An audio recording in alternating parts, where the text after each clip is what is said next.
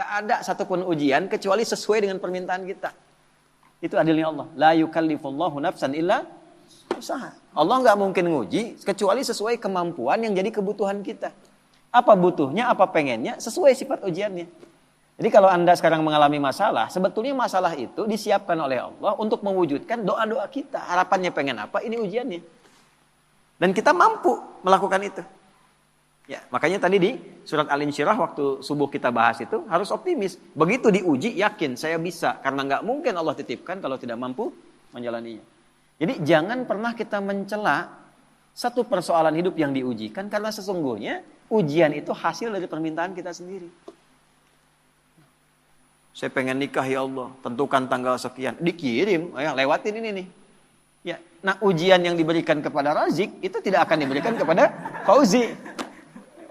Gak akan sama ujiannya. Yang satu pengen lulus ujian kampus, pengen cepat wisuda. Yang satu pengen wisuda anak orang. Ya kan? Nah itu ujiannya beda. Gak akan sama.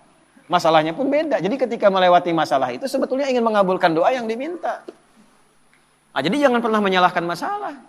Gara-gara ini nih saya begini. Tidak, nanti hikmahnya datang belakangan. Nah ilmu hikmah itu mahal. Hikmah itu tingkat ilmu tertinggi. Kalau belum paham, yakini dulu, lewatin dulu, baru nanti hikmah datang belakangan. Nah sekarang baru kita masuk mas. Sebelum ke Nabi Zakaria dan Nabi Ayub tadi, bagaimana menyelesaikannya? Ya, Allah kasih contoh dulu. Nanti kamu kegelisahan pasti ada. Ya, lapar itu ada, gitu kan? Kemudian ujian berkurang harta, kadang naik kadang turun ada, gitu. Dikurangin dulu nih supaya kreativitas muncul. Nanti diakumulasikan lagi. Ya, kalau nggak begitu nggak akan kreatif.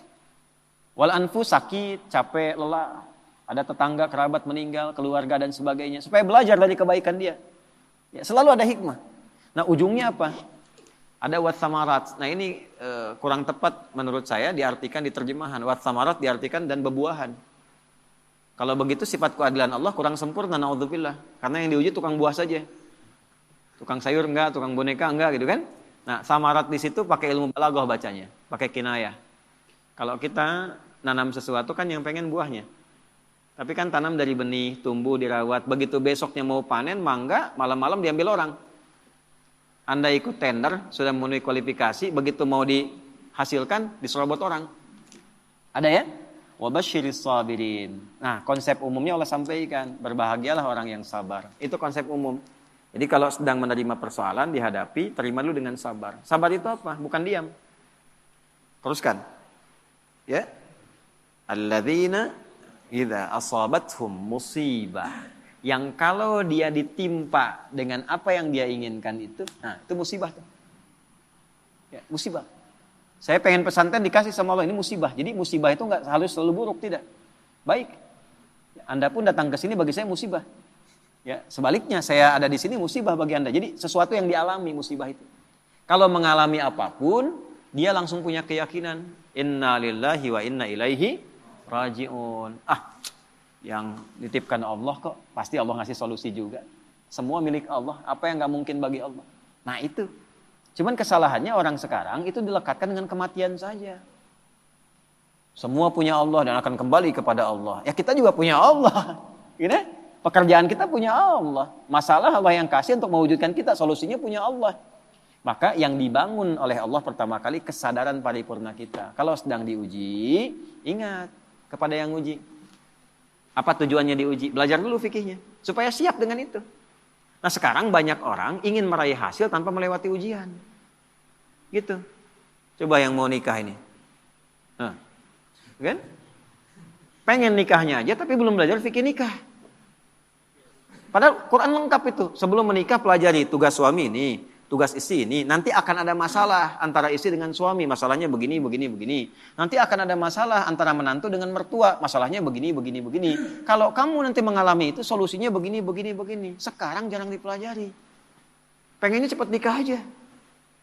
Tanggal tentukan, ini tentukan. Pelajaran belum ada. Dulu orang tua kita, kenapa ketawa? Dulu orang tua kita itu, begitu kemudian mengkhitbah, dipacari, dikasih daun pacar yang perempuan. Lalu diajari rumah tangga 40 hari. Yang laki-laki belajar untuk memaksimalkan nafkah. Nah dalam masa menunggu itu disebut pacaran. Belajar fikihnya begini, ininya begini. Makanya dulu tuh banyak sekali pernikahan-pernikahan yang abadi dan langgeng. Kenapa? Karena fikihnya dipakai. Sama babnya, kerja tapi tidak belajar tentang fikih kerja. Tantangan gimana, menghadapi orang iseng gimana. Kalau makin naik, oh ini akan terjadi. Orang nggak suka, ingin menyingkirkan, ingin menyungkurkan, menghambatnya begini. Nanti cara menyelesaikannya begini. Ibadah ritualnya begini, secara intelektual pemetaannya begini, di lapangannya akan begini. Itu ada semua. Dan hebatnya adanya di Quran. Nah, makanya orang-orang yang kembali kepada Allah dipuji oleh Allah ayat 157-nya. Ulaika alaihim shalawatum mir rabbihim wa rahmah. Orang-orang yang memetakan mitigasi persoalan dan menerima optimis dia selesaikan, dipuji oleh Allah dibandingkan orang yang berkeluh kesah. Jadi sabar itu bukan diam. Sabar itu mengkontemplasikan, terima. Karena nggak diterima pun jadi masalah kita juga. Dan yang pengen itu kita juga. Terima dulu. Nanti setelah itu terhubung dengan Allah, sholat. Karena itu sholat disandingkan dengan sabar untuk menyelesaikan masalah. Ada di mana? Al-Baqarah 45. Ya, wasta'inu bisabri wassalah. Kalau engkau punya masalah, terima dulu. Bukan cuma engkau, yang lain juga punya masalah. Kan engkau juga yang minta. Nanti bawa solusinya lewat sholat, minta sama Allah petunjuk. Kalau belum yakin di soal imannya, Al-Baqarah 153. Ya ayyuhalladzina amanu sta'inu bisabri wassalah. Katanya engkau yakin dengan saya. Engkau yakin percaya kepada saya. Saya kasih kok, nggak yakin juga. Di mana imanmu kata Allah? Nah, setelah itu dikasih rincian jenis persoalannya. Ini orang-orang dulu yang punya masalah. Kamu pernah sakit? Aku ujikan kepada Ayub. Kamu pernah punya persoalan di rumah tangga tentang keturunan? Aku ujikan di Zakaria. Muncullah pertanyaan Anda tadi, apakah harus seperti Nabi Ayub atau seperti Nabi Zakaria? Balik ditanyakan sifat masalahnya apa? Karena Allah turunkan kisah-kisah itu untuk memberikan detil kepada Nabi Muhammad. Kalau sakitmu ringan Muhammad, lagi kerja sakit diuji nih. Capek, batuk, pilek, apa. Nih, Nabi Ibrahim pernah begitu. Kalau lagi berangkat dakwah, capek, lelah. Bukan cuma kamu yang lelah Muhammad. Ibrahim dulu lelah juga. Turunlah Quran, surah misalnya ke-26 ayat 80. Wa idza maridtu fahuwa yashfin. Kalau saya sedang tugas, pegal-pegal dikit, pasti Allah sembuhkan. Sambil dipegang. Kalau lagi dakwah, suara hilang. Ya, wa idza maridtu fahuwa yashfin, sambil dipegang. Kalau sakit pasti disembuhkan. Yang nugaskan Allah, yang ngasih jalan Allah, yang nguji Allah, pasti yang ngasih solusi Allah. Pernah nggak begitu? Ya. Capek nih, oh nggak jamaah nggak jadi. Capek nih, kajian batal. Capek nih, baru mendung dikit, padahal belum tentu hujan. Yang dipasang malah status. Jakarta macet, ya. Berangkat enggak, padahal belum tentu ketika dia jalan itu macet. Nah ini satu mas. Nah kalau sakitnya demikian parah, sampai diuji dengan yang luar biasa, Allah kirimkan kisah. Wa ayyuba idna ada rabbahu anni masani yadurru wa anta arhamar rahimin. Ayub itu satu kaya, kedua sukses, ketiga soleh, ideal sekali. Kaya, istri cantik, anak 12. Aset banyak. Asetnya banyak. Kebun, termasuk paling kaya. Soleh. Berbaginya, nabi lagi. Setan mengajukan permintaan kepada Allah untuk menguji Ayub ini, menggoda Ayub dengan 3 sifatnya sekaligus. Menghilangkan kekayaannya, menghilangkan keturunannya, menghambat kesolehannya. Tapi diizinkan oleh Allah untuk memberikan satu hikmah dan petunjuk kepada umat di masa depan. Kalau diuji dengan yang seperti ini, zikirnya begini. Pertama, minta kepada Allah supaya semua aset kekayaannya habis dalam sehari. Maka dalam sehari ternaknya mati semua, kebunnya kebakar semua habis. Dalam sehari. Setan melakukan itu, menduga Ayub akan putus asa, mengeluh kepada Allah. Yang terjadi justru ibadahnya naik 2 kali lipat. Nggak komen tentang aset itu. Alhamdulillah engkau yang titipkan, kau yang ambil, selesai itu. Sehingga jadi rumus. Ya, jadi rumus tuh. Nih, rumus Ayub tuh begini. Contoh nih ya. Ini sendal di depan nih. Itu titipan dari Allah bukan? Kalau titipan yang punya siapa? Allah. Nitip nih, kalau nitip diklaim sama yang dititipi, benar nggak? Tidak kan? Ya kan? Kalau yang dititipi berarti kan akan mengembalikan kan? Nah, kalau dikembalikan dalam keadaan rusak, seneng nggak yang nitipkan? Tidak. Saya nitipkan untuk dipakai pada yang baik, dipakai untuk nyuri, seneng nggak? Tidak. Begitu dititipkan dan berhasil mengolah itu, diambil sama yang menitipkan, alhamdulillah, ya Allah engkau titipkan kebun, aku sudah pakai sesuai dengan apa yang engkau perintahkan. Aku rawat, aku tanam, aku bagi, aku share, aku sedekah. Sekarang kau ambil lagi, alhamdulillah sukses saya menjaga titipan. Dan Allah mengatakan kalau sukses aku ganti lebih di akhirat. Jadi milik kamu, lebih indah lagi. Jadi Nabi Ayub tuh melihat sesuatu itu titipan Allah saja. Kalau hilang, alhamdulillah cari dulu. Kalau nggak ketemu, alhamdulillah tugas selesai. Titipan selesai. Yang penting hisabnya ringan. Itu Ayub. Malah nambah soleh. Ya. Nah, bisa nggak itu kita bawa dalam kehidupan sehari-hari? Ya, makanya kata Nabi, ajaban li amril mu'min, orang beriman tuh sempurna, mengagumkan perkaranya. Kalau dapat kesuksesan dia bersyukur, jadi nggak berlebihan. Allah juga yang nitipkan kok. Kalau diuji dengan persoalan dia bersabar, yang punya Allah juga kok. Gitu. Jadi sama aja antara ada dengan tiada, sama aja. Dinikmati aja. Nah, dalam menjalani itu butuh penyesuaian, disitulah ada pahala. Ya. Kalau nggak ada ujian nggak ada pahala, nggak ada pahala. Nggak tahu caranya kita berdoa, berkeluh kesah, minta dan sebagainya. Jadi saya kembali kepada awal ketika Anda bertanya tentang sikap Nabi Ayub, secara konseptual dari Al-Quran yang pertama kali adalah satu, jika dihadapkan pada ujian kekayaan, ini yang harus dilakukan. Kalau jatuh pun begini caranya, kalau sedang maju di atas bersyukur, jangan terlalu angkuh, jangan sombong dan sebagainya, kata kapan-kapan Allah bisa ambil, itu loh hikmahnya. Kalau diambil pun jangan banyak disesali, toh yang punya bukan kita kok. Ya, belajar sama tukang parkir, datang mobil beda-beda biasa aja. Ya, nggak ada tukang parkir begitu Alphard pergi langsung marah katanya, woi ngapain diambil? Nggak ada, biasa aja. Gitu. Nggak ada bangga sampai selfie dengan mobil orang gitu, biasa aja. Dapat titipan, begitu waktunya diambil, pulang selesai. Itu problemnya kadang-kadang. Nah, ngajinya nggak sampai ke situ. Fikih syukurnya banyak, fikih sabarnya nggak dipelajari. Itu satu. Yang kedua, begitu naik meningkat, ya Allah minta anaknya meninggal dalam sehari semua. Diuji meninggal semua sehari Pak, 12 sih. Dikira akan down, ternyata naik 2 kali lipat, berarti udah 4 kali lipat dari sebelumnya. Tinggal yang terakhir, ya Allah kok masih naik nih, bikin sakit ya Allah. Saya minta ngajukan yang terakhir sakit. Yang sakitnya tidak pernah dialami oleh orang sebelumnya, gak akan dirasakan oleh orang setelahnya. Ya. Istrinya datang mengatakan, Pak, kenapa enggak memohon pada Allah sembuh? Ditanya balik, kita itu senang, sehat, syukur berapa lama? Dijawab kurang lebih 20 tahun. Ada riwayat mengatakan 70 tahun.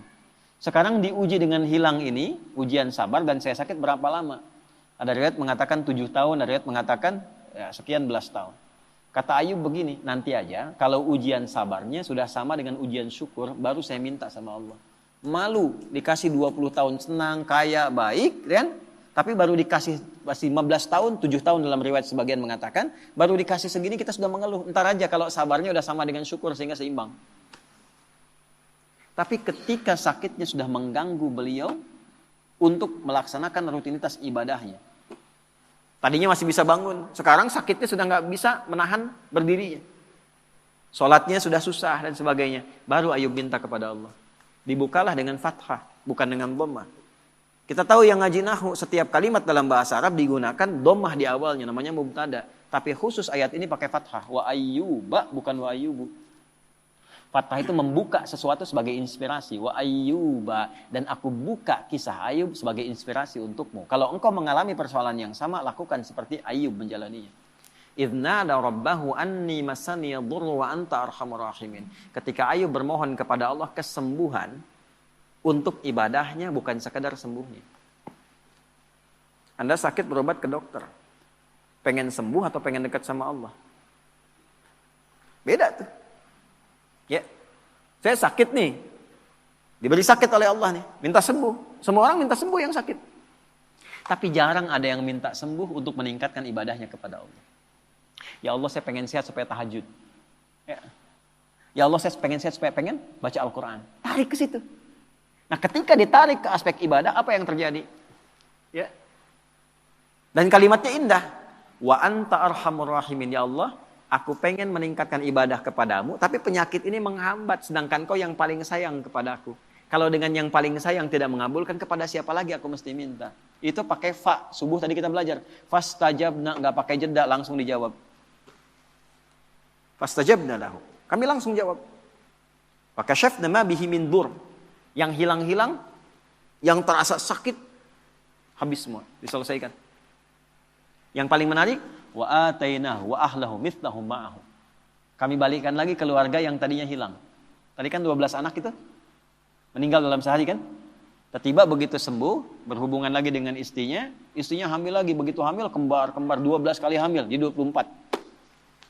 Yang tadinya 12 meninggal, sekarang lahir baru anak 24. Tuh, Zik, 24 tuh. Ya. Setelah itu apa?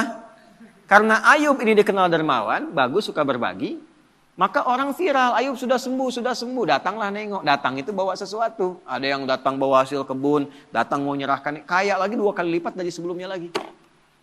Dan ditutup dengan kalimat ujungnya, wa dzikra lil abidin. Kami tidak khususkan ini untuk Ayub, tapi bagi setiap hamba kamu yang punya persoalan serupa, lakukan zikirnya Ayub. Ujiannya apa? Sakit. Ujian harta. Sedang turun, omset dan sebagainya. Ya kan?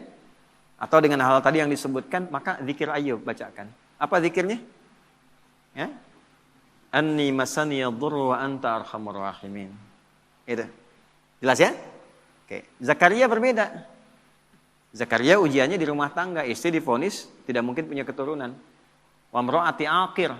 Istriku divonis, menopause dan mandul. Secara medis gak mungkin. Maka apa yang dilakukan? Membangun pendekatan kepada Allah, salat. Ya. Tapi kalimatnya indah. Rabbi la tadharni fardan wa anta khairul warithin. Ya Allah, jangan biarkan aku sendiri untuk memperjuangkan risalah dakwah ini. Aku pengen ada penerus, aku pengen punya keturunan. Itu bukan sekedar punya anak, ya Allah. Supaya ada legasi dakwahku yang diteruskan oleh anak-anakku. Gak berhenti memperbaiki masyarakat itu. Ya itu kuncinya. Kalau cuma pengen punya keturunan, yang lain minta banyak. Tarik ke unsur ibadah. Tarik. Engkau yang paling sayang padaku ya Allah. Aku tidak putus berdoa kepadamu. Dari mulai aku kuat sampai fisikku letih. Sampai rambutku memutih. Ada orang minta di depan 5 menit tuh. Pak Ustadz, Pak Masuri, tolong Pak Masuri. 5 menit. Dikasih gak? Belum tentu. Tapi 24 jam di depan. Tangannya begini. Pak Masuri gitu. Tolong 24 jam. Dikasih gak? Keterlaluan kalau gak ngasih. Ya kan? Allah punya sifat Rahman dan Rahim. Ini ada hamba minta begini, ya Allah, dari mulai rambutku menghitam sampai memutih, fisikku kuat sampai letih, aku tetap yakin bahwa Engkau akan mengabulkan doaku. Aku tidak minta banyak, ya Allah. Aku minta keturunan supaya bisa meneruskan dakwah bagi orang-orang untuk bisa menyembahmu. Langsung jawabannya sama dengan yang tadi Ayub. Fastajabna. Gitu. Tapi isiannya apa? Yusari'una fil khairat, diisi dengan dharma bakti kebaikan. Ya, inilah salah satu yang sanadnya ke Syekh Nawawi Al-Bantani. Ya, jadi kalau pengen cepat doa dijawab, salah satunya bukan sekedar doa, sertakan dengan kebaikan, bisa dengan infak kalau ada harta.